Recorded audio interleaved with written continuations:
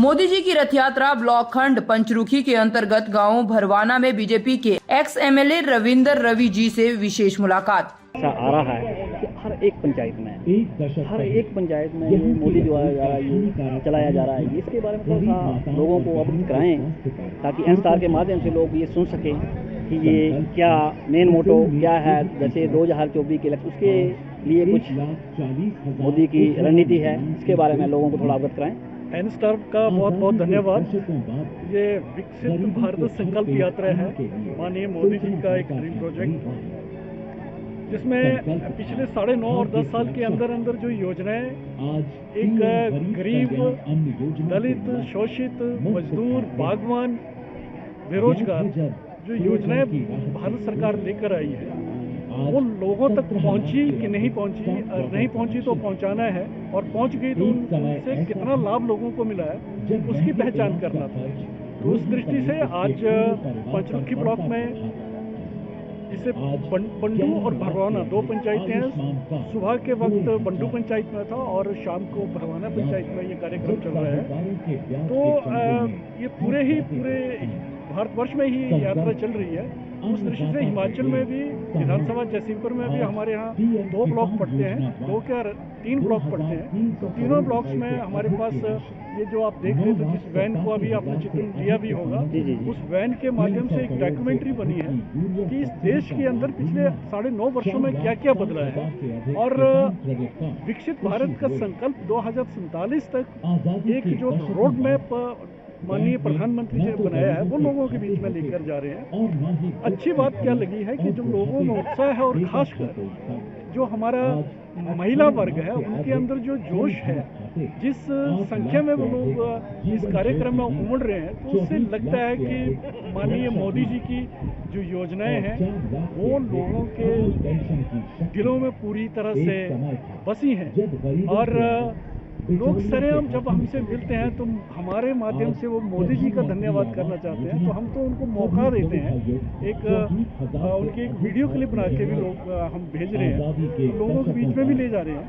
तो एक उनका जादू जो है मोदी जी की योजनाओं का, वो हमें लगता है कि सिर चढ़कर बोल रहे हैं। सर, मैं आपको बीच में टोकूंगा, ये जो आपने सिस्टम बनाया, तो ये अभी पीछे विधानसभा इलेक्शन हुए, अगर ये चीज़ इलेक्शन से पहले क्यों नहीं आपने कराई?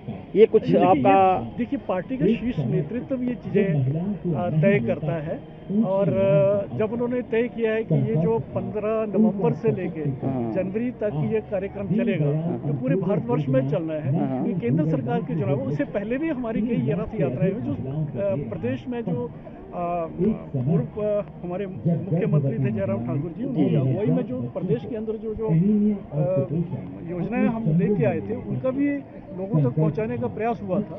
लेकिन ये क्योंकि आप समझते हैं कि 2024 में देश की लोकसभा के लिए चुनाव है, उस लोकसभा चुनाव के लिए जो 10 सालों के अंदर जो माननीय मोदी जी ने किया है, ये उसकी एक डॉक्यूमेंट्री बनाकर लोगों के बीच में लेके जाने का सरकार का कार्यक्रम था। वो कार्यक्रम सर, बीच में टोकूंगा आपको, ये 3 राज्य में आपकी सरकार फुल बहुमत से बनी, और कांग्रेस पार्टी मतलब है हल्ला बोल रही है कि ईवीएम का ठीक रहा। आपकी बात समझ ली, आप क्या पूछना चाह रहे हैं।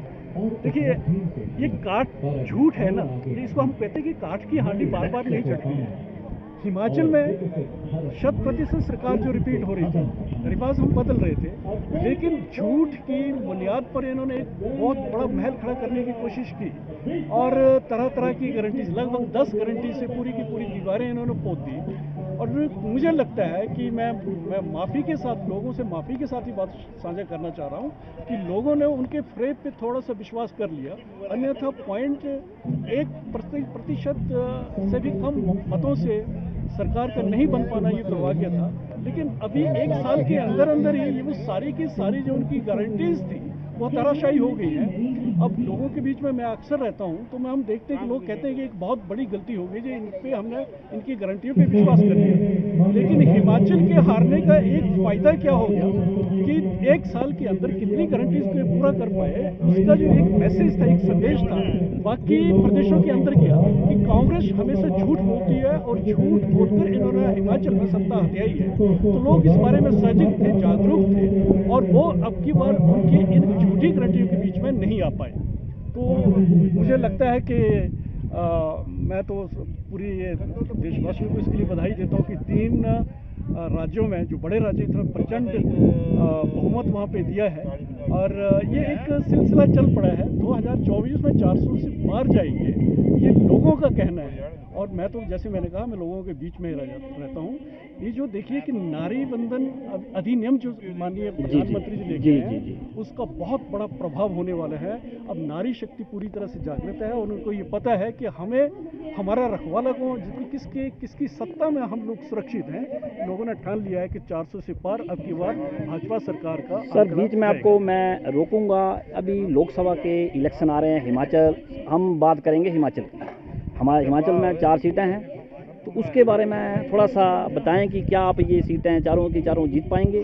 100%। कारण सर? 100%। क्या कारण रहेगा सर? कारण इसका ये है कि जो इन 10 सालों के अंदर, इस 9.5 साल के अंदर जो कार्यक्रम माननीय मोदी जी इस देश की खातिर लेके आए, आज हर गरीब अपने आप को सुरक्षित महसूस करता है, हर बागवान अपने आप को सुरक्षित महसूस करता है, हर नागरिक अपने आप को सुरक्षित महसूस करता है। कोई एक कार्यक्रम मुझे बता दें, मैं तो ये कहता हूँ कि सुबह उठने से लेकर रात को सोने तक हर कोई ना कोई आदमी हम में से लाभार्थी है।